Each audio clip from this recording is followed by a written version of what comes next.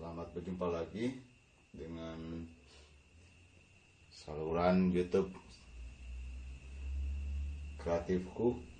Kali ini saya akan bahas tentang turunan.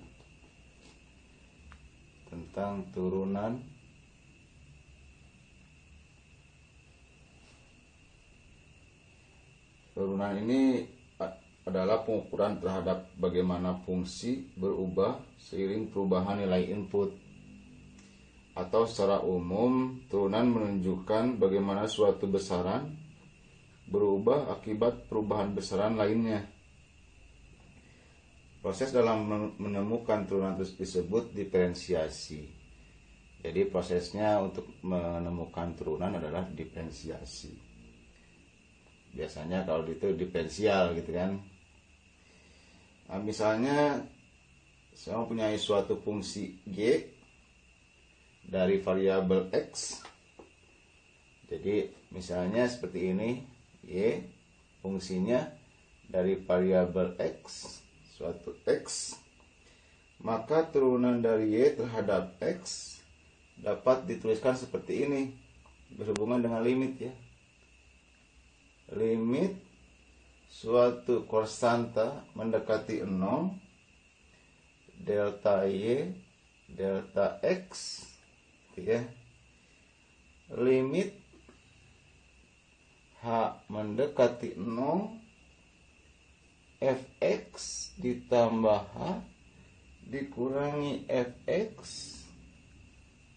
dibagi h, gitu ya. Nah, ini secara umum tuh persamaan turunan diambil dari limit. Maka kadang-kadang kalau di aplikasi turunan digunakan sebagai kemiringan, gitu ya. Nah, kemiringan identik dengan limit, begitu.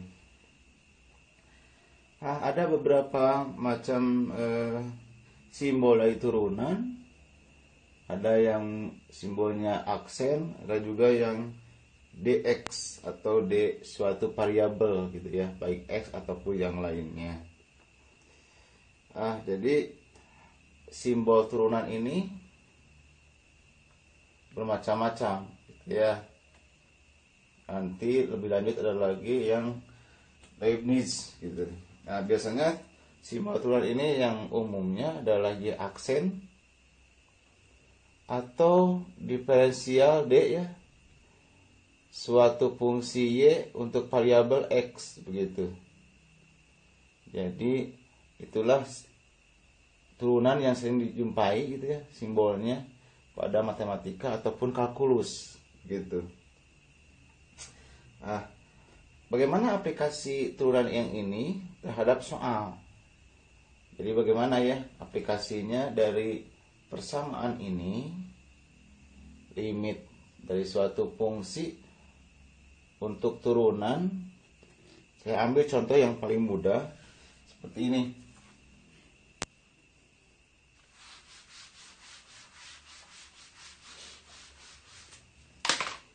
Jadi tentukanlah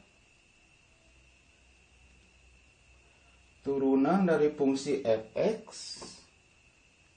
sama dengan 5x ditambah 1. Jadi di sini bagaimana dengan turunannya? Menggunakan notasi matematik yang tadi gitu ya, menggunakan limit. Maka jawabannya, singkat saja jawabannya JWB ya. Tadi ada fx tambah h. Fx ditambah h. Berarti x tambah h ini masukkan ke x ini. Berarti x tambah h ini masuk ke sini, begitu kan ya. Jadi kalau begitu 5x tambah h begitu ditambah 1. X tambah h masukkan ke x ini. Berarti yang di sini kan ya. Ini menghasilkan 5x ditambah 5h ditambah 1. Sampaiin dulu saja dulu. Ya. Tadi ada fx. Fx udah pasti ini ya yang tadi. Nah, sekarang bagaimana dengan fx ditambah h dikurangi fx? Berarti yang ini kurangi yang ini. Nah, jadi yang ini 5x ditambah 5h ditambah 1 begitu dikurangi 5x ditambah 1. Yang ini ya, pindahkan ke sini. Gitu ya. Nah, sekarang disederhanakan saja. 5x ditambah 5h ditambah 1 dikurangi 5x kurangi 1. Ya. Maka ada yang hilang di sini, yaitu 5x kurangi 5x 0, 1 dikurangi min 1, 1 kurangi 1 ya. Ya pasti 0 ya. Tinggal di sini nilainya adalah 5h. 5h begitu. Nah, tadi juga di persamaan turunan bahwa fx ditambah h dikurangi fx dibagi dengan h. Maka fx ditambah h dikurangi fx adalah 5h dibagi dengan h. Ya pasti 5, gitu kan ya. Nah, itu 5 itu sudah konstanta. Gitu kan. Sekarang bagaimana dengan limitnya? Sekarang bagaimana dengan limitnya? Nah, maka turunan dari si fx ini atau f aksen x atau y gitu ya. Di sini bukan y tapi aksen x sama dengan limit h mendekati 0 fx ditambah h dikurangi fx dibagi dengan h. Begitu kan? Fx tambah h dikurangi fx dibagi h yang ini kan? Betul enggak? Nah, yang ini kan, yang bawah ini. Ini sama dengan limit h mendekati 0, 5, begitu. Nah, suatu limit konstanta, apapun di sini variabelnya, tetap aja sebenarnya konstanta kan? Maka jawabannya adalah 5. Nah, itu penggunaan rumus matematik limit dari untuk turunan, gitu kan? Untuk turunan dengan soal pertama ini 5x ditambah 1. Gitu ya. Nah, selanjutnya saya ambil contoh yang lain ya. Contoh yang lain. Diketahui suatu fungsi fx sama dengan 2x kuadrat ditambah 3x ditambah 1.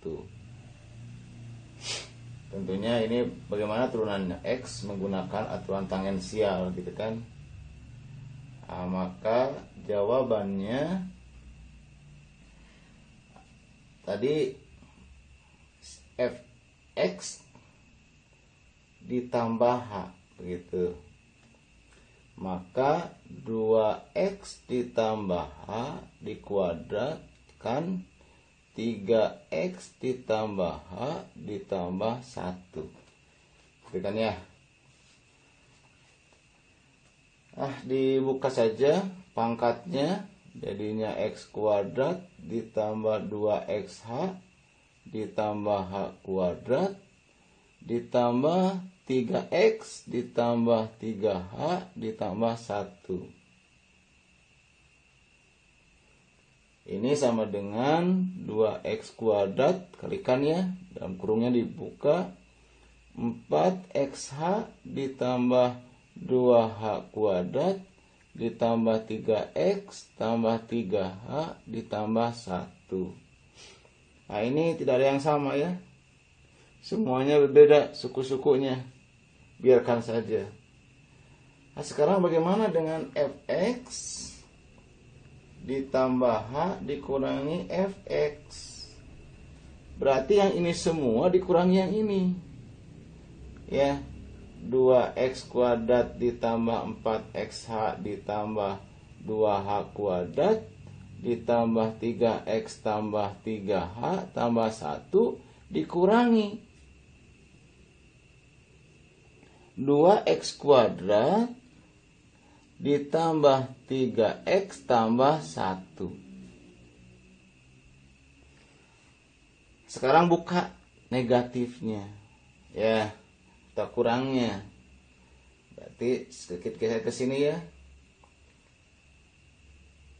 2x kuadrat ditambah 4xh ditambah 2h kuadrat ditambah 3x tambah 3h tambah 1 dikurangi 2x kuadrat dikurangi 3x dikurangi 1. Di sini ada yang sama, ini dengan ini ya, berarti 0. Lalu 3x dengan ini 3x juga 0 juga, 1 dengan yang ini 1 ini 0 juga gitu ya. Maka sisanya yang ini 4xh ditambah 2h kuadrat ditambah 3h. Itu aja ya. Ini pindah ke sini, ini pindah ke sini, yang ini pindah ke sini. Yang lainnya udah 0 begitu. Nah, sekarang bagaimana dengan lanjutannya? Kita bagi dengan H. Fx ditambah H dikurangi Fx dibagi dengan H. Gitu kan? 4xh ditambah 2h kuadrat ditambah 3h dibagi dengan H. Hanya yang atas semuanya ada. Keluarkan saja H-nya. Berarti 4x ditambah 2h ditambah 3 dibagi dengan H. Maka H ini coret. Sisanya adalah 4x ditambah 2h ditambah 3. Tinggal sekarang bagaimana dengan limitnya? Jadi gitu kan. Jadi f aksen x sama dengan limit h mendekati 0 tadi ya di rumus pertama, fx ditambah h dikurangi fx dibagi dengan h. Atau yang ini masukkan ke sini ya. Limit h mendekati 0. Yang ini jadinya 4x ditambah 2h ditambah 3. Yang h ini sebenarnya 0, berarti ini saja 0 ya. Tinggal 4x ditambah 0 ditambah 3. Atau 4x ditambah 3. Itulah jawabannya untuk soal yang ini. Sekarang bagaimana dengan limit selanjutnya? Tadi disebutkan bahwa turunan dari suatu konstanta adalah 0 ya. Dari mana asalnya?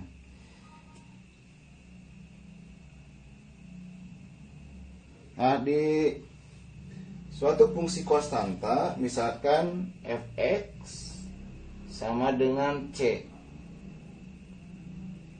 Dengan C adalah konstanta gitu ya. Dengan C konstanta saja ya.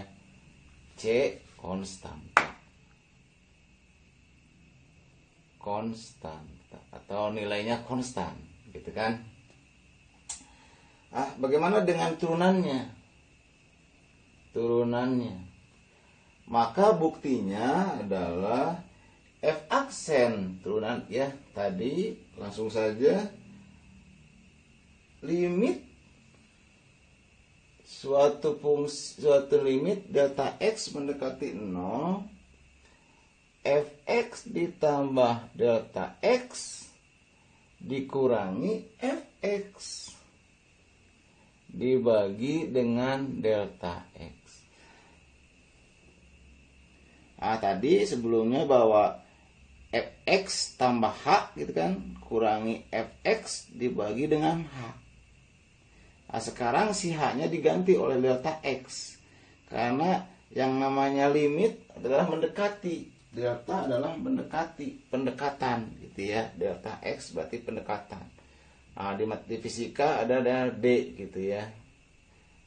Atau di sesaat gitu. Nah, di sini boleh pakai D, boleh delta, silakan saja. Tapi di sini matematika kebanyakan delta gitu. Ya, sesaat begitu.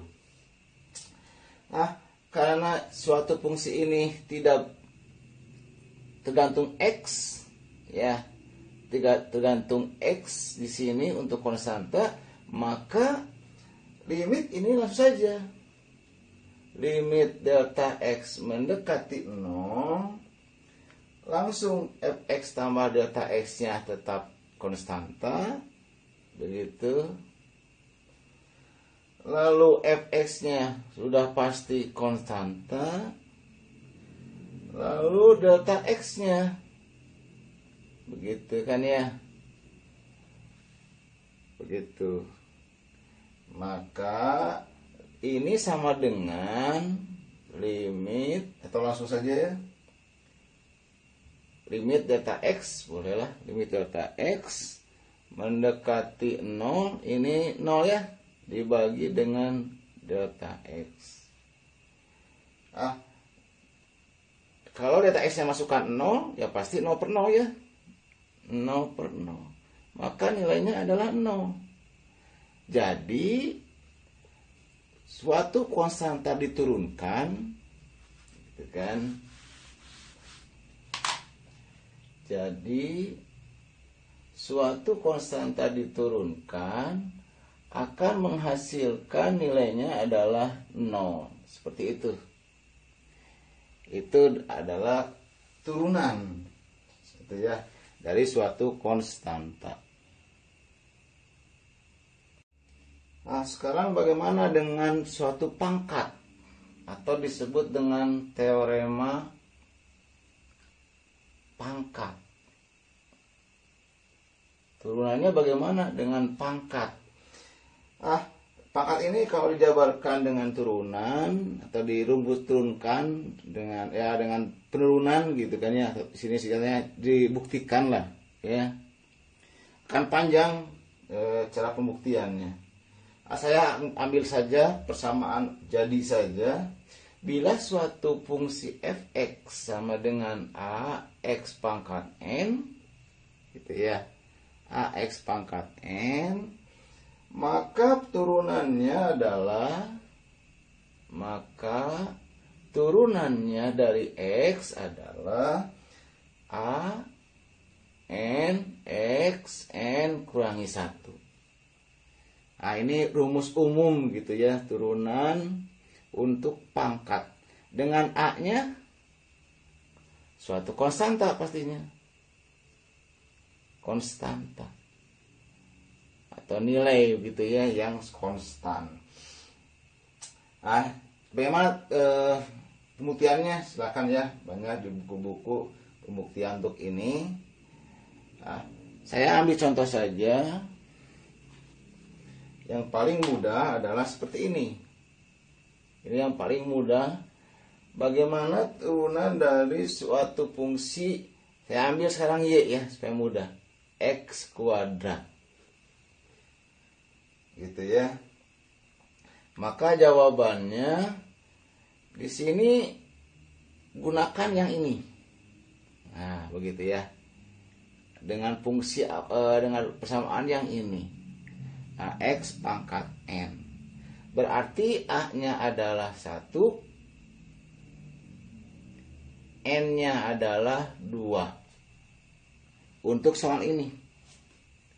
Maka digabungkan Y aksen sama dengan AN X pangkat N min 1 sama dengan A-nya 1. Bolehlah seperti ini saja ya. Pertama, N-nya adalah 2. Begitu. X 2 dikurangi 1. Gitu kan ya. Itu awalnya untuk turunan. Jadi 2 kali 1 adalah 2. X 2 kali 1 adalah 1. Tapi di matematika 2X pangkat 1 tidak dijabarkan. maka ini jawabannya adalah 2X saja. Begitu ya. Itu yang paling sederhana, pangkat 2 dengan tidak ada konstanta depannya atau 1 konstantanya.